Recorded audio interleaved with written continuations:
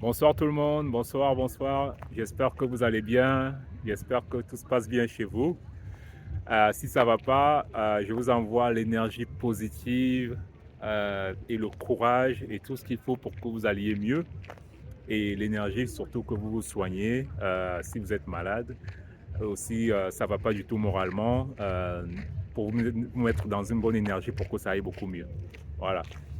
Je vais vous présenter, enfin, si vous me découvrez, je m'appelle Loajal et j'ai créé cette chaîne, vous pouvez m'appeler aussi Loa.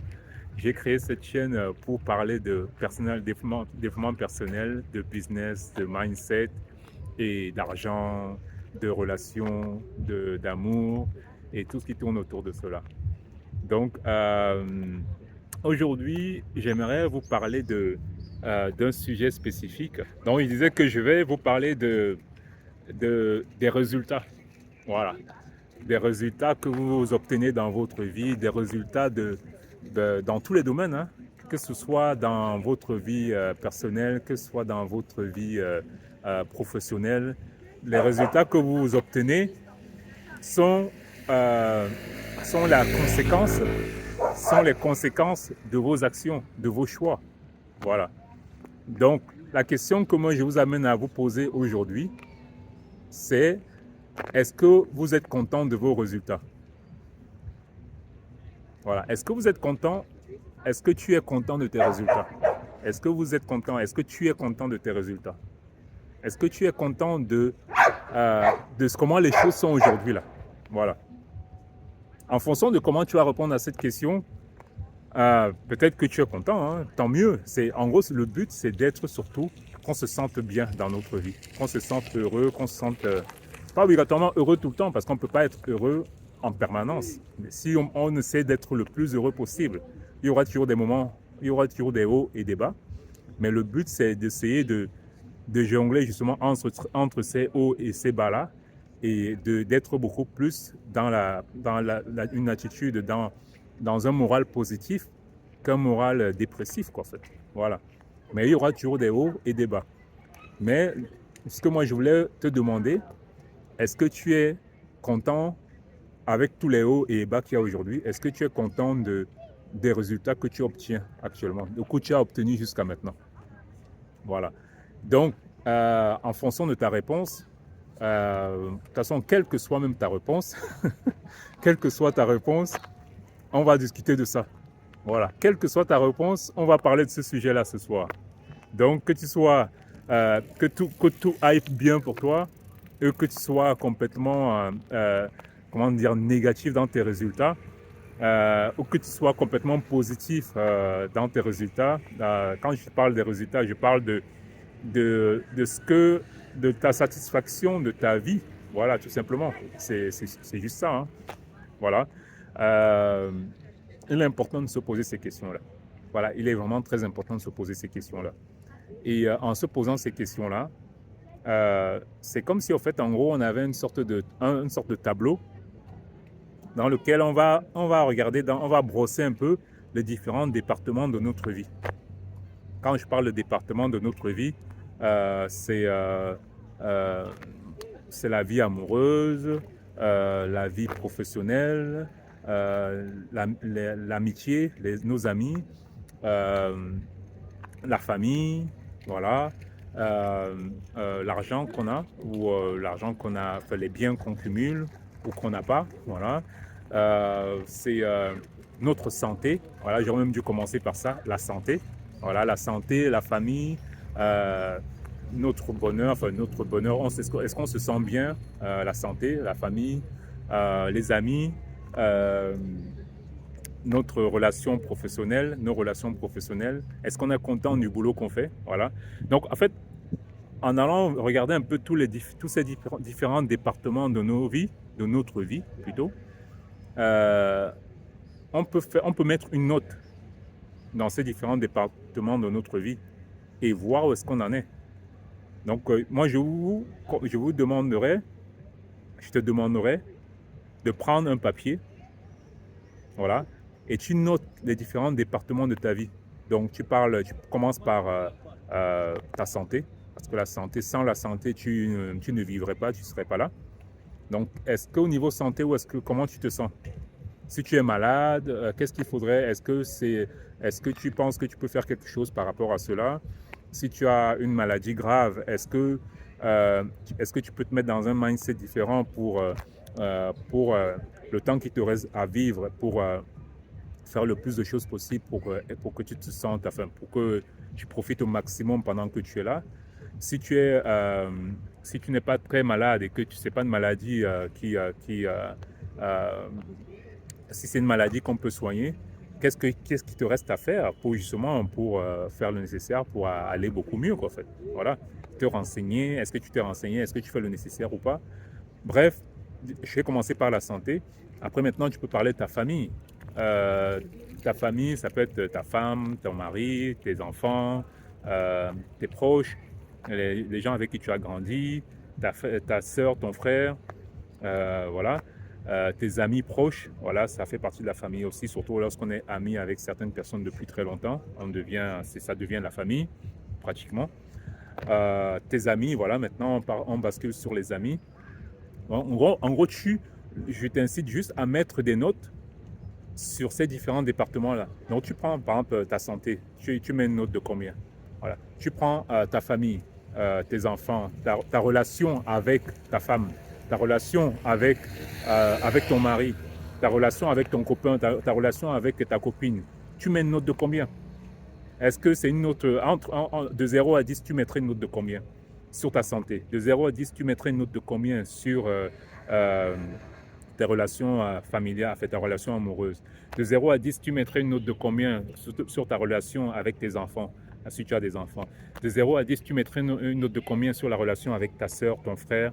De 0 à 10. Donc, tu vas vraiment aller étape par étape.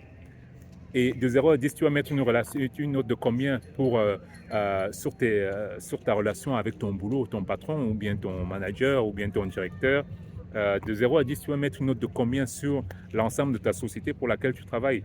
Et tu vas mettre une note de combien? Tu vas mettre 5, tu vas mettre 10, tu vas mettre combien? Tu vas mettre 1, 2, hein?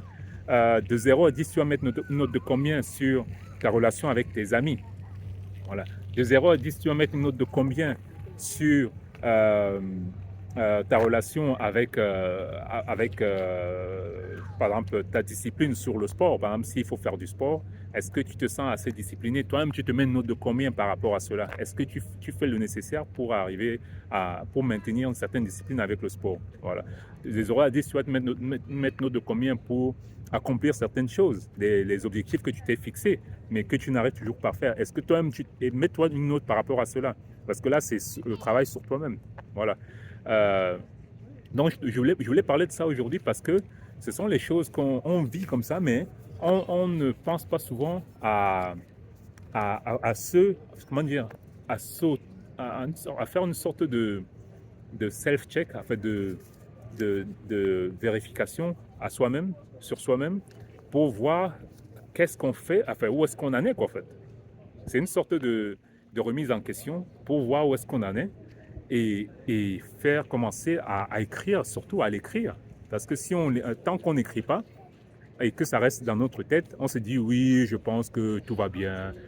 Tout va bien comment? Est-ce que tu as fait cet assessment-là, tu as fait cette vérification pour voir si les choses vont un minimum bien pour toi? Ou bien tu dis juste comme ça pour qu'on te laisse tranquille avec? Écris. Prends un papier, tu listes tous les départements. Et il y a même des coachs qui utilisent une méthode qui s'appelle la roue de la vie ou la roue personnelle, un truc comme ça. Tu prends un papier, tu dessines une roue, un cercle. Voilà, tu dessines un cercle et autour de ce cercle-là, tu mets les différents départements, enfin comme des camemberts. Voilà, tu dessines, tu prends par exemple la santé, ça prend un petit camembert, un petit triangle sur le cercle qui va vers le centre. Tu mets la santé, tu mets la famille, ta relation avec ta copine ou ton mari ou ta femme, ta relation avec tes enfants, ta relation avec ton job, ta relation avec le sport, ta relation avec l'argent. Voilà, ça c'est un point que j'ai oublié tout à l'heure, ça c'est hyper important aussi. Ta relation avec voilà, tout le reste en fait. Voilà. Donc tu commences à lister les différents départements qui vont avoir un impact sur ta vie et tu regardes en fonction des notes. Donc, la note 0, ce sera la note qui sera au centre du cercle. Et la note 10, c'est la note au bord du cercle. Au bord du cercle, voilà. Et donc, si tu es en fonction des départements que tu vas traverser en tournant sur cette roue-là, tu vas mettre des notes différentes. Par exemple, si tu passes de la santé, tu te trouves peut-être à, je sais pas, à 5 ou à 8. Tu vas passer à un département comme, je ne sais pas, ta relation avec ta copine, ou peut-être que tu es à 7 ou à 5 ou peut-être à 10 sur 10. Voilà, je te le souhaite. Tu vas passer à un autre département, je ne sais pas, ça peut être l'argent, où tu es très endetté et tu vas mettre peut-être 3 sur 10. Donc ton cercle, tu vas voir qu'il il sera à peu près, comment dire, il va suivre une courbe normale à certains endroits. Et à certains autres endroits, il va faire un drop, quoi. En fait, il va créer un creux directement. Parce que par exemple, si tu tombes sur la finance et que tu n'as pas assez d'argent ou bien tu es endetté, tu as des problèmes financiers en ce moment, ça va faire un creux. La note va tomber à 3. Et après, sur le prochain département, ça remonte, je ne sais pas, à 7. Donc, ça va faire un cercle pas très... c'est pas quelque chose qui est vraiment rond, quoi, en fait. Voilà. Donc, si tu prends ce truc-là que tu vas créer avec le département de ta vie, essaie de le faire rouler. Tu vas voir qu'il ne roule pas comme une roue. Parce qu'il n'est pas rond, quoi, en fait. Donc, du coup, le fait qu'il ne puisse pas rouler correctement, mais ça montre aussi que ta vie ne roule pas correctement. En gros, le but, c'est de trouver un équilibre, justement, dans les différents départements, que limite, tu aies même 6 sur tous les départements, mais qu'il y ait une sorte d'équilibre, voilà, dans ta vie, quoi, en fait. Et en faisant justement cet exercice-là, de la roue, tu vas déjà savoir où est-ce que tu en es. Je sais que mentalement, peut-être que tu te dis oui, mais ça, je sais qu'au niveau, je repère rapidement où est-ce que j'en suis. Mais le fait de l'écrire et de le dessiner, ça va travailler mentalement. Et tu vas réfléchir, tu vas dire, là, qu'est-ce qu'il faudrait que je mette en place? Par exemple, si c'est financier ou bien si c'est au niveau santé, qu'est-ce qu'il faut que je fasse? Qu'est-ce qu'il faut que je mette en place pour que financièrement, ça aille mieux? Qu'est-ce qu'il faut que je mette en place pour que au niveau santé, ça aille mieux? Qu'est-ce qu'il faudrait que je mette en place pour que ma relation avec ma copine aille mieux, ou avec mon mari, ou ma relation avec mon manager aille mieux? Ou qu'est-ce qu'il faut que je mette en place pour que ma relation avec mon entreprise que j'ai créée, que je la gère mieux? Qu'est-ce qu'il faudrait que je mette en place? Est-ce qu'il faudrait que je trouve un coach en business? Est-ce qu'il faudrait que j'embauche une personne qui travaille avec moi pour pouvoir m'aider, pour que je ne sois pas submergé de boulot, quoi, en fait? Est-ce que peut-être qu'il faut que j'embauche quelqu'un qui a des skills que moi, qui a des connaissances que moi, j'ai pas? Voilà. Donc, ce sont des choses auxquelles on ne pense pas souvent, mais en écrivant cela, tu vas commencer à réfléchir, à trouver de nouvelles méthodes, et ces méthodes, enfin, à trouver des idées. Et en écrivant cela, les idées vont te venir. Voilà, les idées vont te venir, les idées auxquelles tu ne pensais même pas. Voilà. Donc c'est pour ça que je voulais vous en parler aujourd'hui. Et ça rejoint un autre sujet que j'ai abordé tout à l'heure, c'est mettre en place, des objectifs. Je crois que je l'ai fait en anglais. Le goal setting, en fait, mettre en place certains objectifs. Et en mettant en place ces objectifs-là, en regardant justement dans la roue ce qui ne va pas, tu vas commencer à réfléchir à certains objectifs que tu vas mettre en place.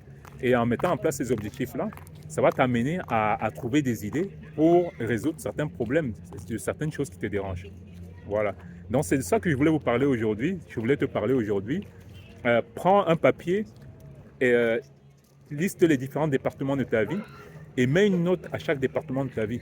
Mets une note, par exemple, est-ce que ta relation avec ta copine, ça va bien? Avec ton copain, ça va bien? Avec ton mari, ta femme?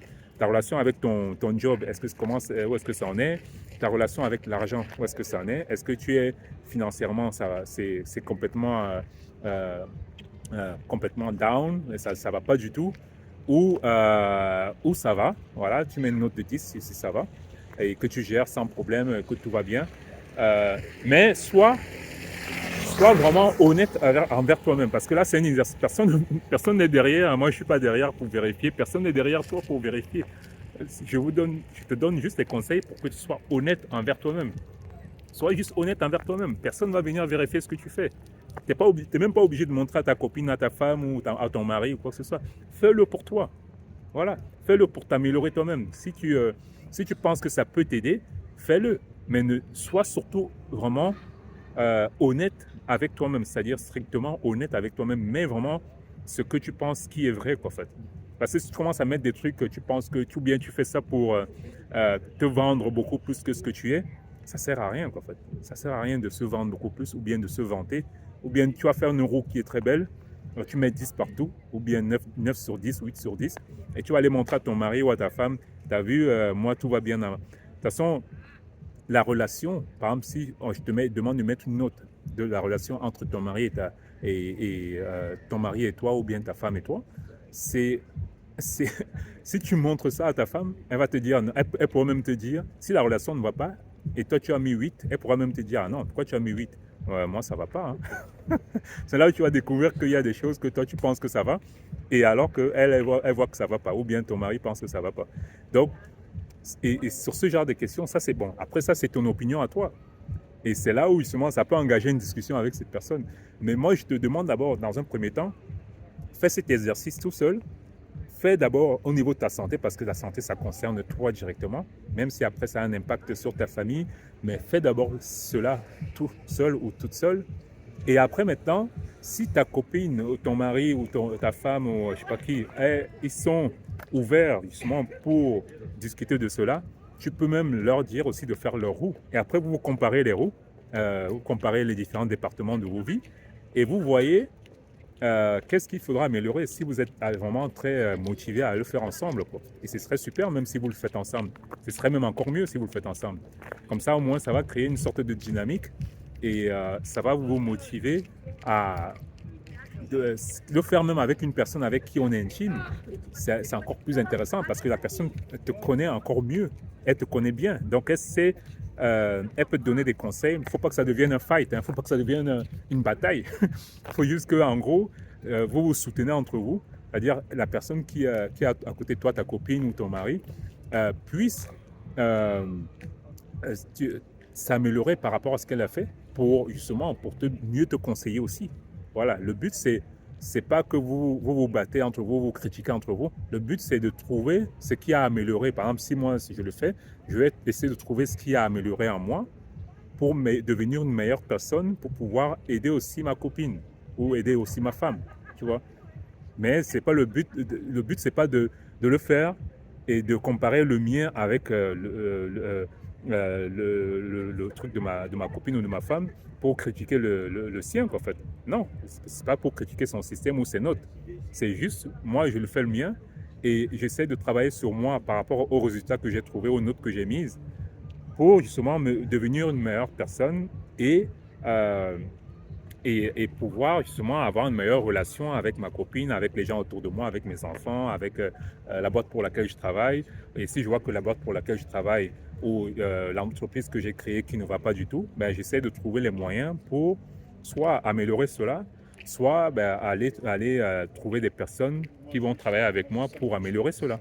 Mais je ne reste pas dans la même situation en me disant que, à me morfondre, à trouver des excuses, en me disant que oui, de toute façon, je ne pourrais jamais réussir quoi que ce soit. Et ça, c'est souvent, beaucoup de gens réagissent comme ça. Les gens, beaucoup, réagissent en disant, oui, de toute façon, ça ne sert à rien de faire tout ça. Oui, parce que je parle de ça parce que j'ai discuté récemment avec certaines personnes qui me disaient, oui, ça ne sert à rien de vouloir s'améliorer. À un moment, moi, je suis tellement dans le... Je ne vais pas dire que je cherchais la perfection. Hein. C'est ce que j'ai même répondu à la personne. Je ne cherche pas la perfection. Je cherche juste à m'améliorer et pour atteindre, pour essayer, pendant que je suis sur Terre, essayer de faire le maximum que je peux, quoi, en fait, franchement. Qu'est-ce que j'ai d'autre à faire? Je ne vais pas seulement rester là à travailler, à élever mes enfants et attendre la retraite et après mourir, quoi. Je vais essayer en nous, en chacun de nous, on a quelque chose, on a un potentiel que même aujourd'hui, peut-être qu'on ne devine même pas qu'on a en fait. On a quelque chose enfoui en nous et c'est mon but d'ailleurs. Et c'est pour ça que je vous propose, c'est pour ça que j'ai même créé cette chaîne. C'est essayer d'aller vraiment au fond de nous, débloquer quelque chose qu'on pensait qu'on n'avait pas, ou qu'on pense qu'on n'a pas. Et en réfléchissant à débloquer justement cette chose-là, Ça, ce sont des petites idées que je vous donne par exemple, en partageant sur cette chaîne. Ce sont des petites idées. Ça va peut-être débloquer quelqu'un, ça va peut-être donner une idée à quelqu'un pour aller, ah tiens, je vais dire un mot, ou bien je vais donner une méthode. Tout ce que je vous dis là, il y a 5 ans, il y a 10 ans, je n'avais pas ces idées-là. Hein. Je n'avais pas ces idées-là. Ça m'est venu en lisant dans les livres. Voilà. Donc, et en partageant cela ici, ça va sûrement donner peut-être des idées à quelqu'un. Ça va peut-être... vous voyez, parfois, le cadenas a plusieurs nombres. Et ça va peut-être mettre un numéro du cadenas et ça va pouvoir permettre d'ouvrir le cadenas pour certaines personnes. Voilà, ça va faire... Il y aura des révélations. Ça va dire, oh, j'avais jamais pensé à ça. Et juste avec une phrase. C'est ce que je veux dire. Donc c'est pour cela que je vous en parle aussi aujourd'hui. C'est en discutant de tout ça, ça va vous peut-être ça va vous réveiller, ça va vous donner des idées, ou peut-être pas maintenant, hein, peut-être plus tard, ou peut-être c'est pour ça que je vous dis de partager aussi les vidéos parce que vous savez peut-être pour vous ça ne fait rien du tout, peut-être que vous n'êtes pas intéressé, mais vous savez pas à qui lorsque vous allez le partager, vous savez pas ce que ça va faire pour d'autres personnes. Voilà. Donc je vous invite à partager, voilà, c'est pour ça que je vous invite à partager. Et là, vous voyez que je porte une casquette là ce soir. C'est le Festival des Arts de la Parole. Et je vous invite, si vous êtes dans la région de Marseille, Aix, etc. C'est un festival qui se déroule actuellement du 5 au 14 juillet à Lourmarin, là la ville de Lourmarin. Et si vous êtes par là, c'est à peu près 1 heure de Marseille. Vous pouvez y aller et c'est super. Il y a il y a des écrivains, des metteurs en scène. En gros, tout tourne autour de la parole. Et donc, il y a même des ateliers pour les enfants. Voilà. Et donc, je vous invite. Vous pouvez aller sur le site lefestivaldesartsdelaparole.com et sur le site Facebook aussi, enfin, sur la page Facebook. Et vous allez trouver beaucoup plus d'infos avec la programmation de ce qui se passe là-bas. Donc voilà, je vous invite à y aller parce que c'est super. Moi, j'y étais et je suis un des participants de ce festival aussi. Donc c'est pour ça que je fais un peu de pub pour attirer beaucoup plus de monde, ceux qui s'intéressent à l'art de la parole.